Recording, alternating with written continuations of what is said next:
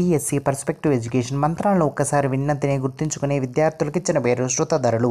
Hunter commission 1882 దీని అభివృద్ధికి విలువైన సిఫార్సులు చేసింది. ప్రాథమిక విద్య, ఉపాధ్యాయ వృత్తి నైతికత నిబంధన పత్రంలో ఉపాధ్యాయులు పాటించాల్సిన పద్ధతులను సూచించిన ఎన్సీఆర్టీ డాక్యుమెంట్లోని అధ్యాయం 2వ అధ్యాయం.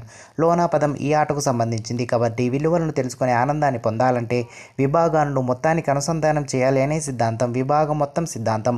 ఆర్ఎంఎస్ఏ పథకం క్రింది అందించిన ముఖ్యమైన నాణ్యత చొరవలు.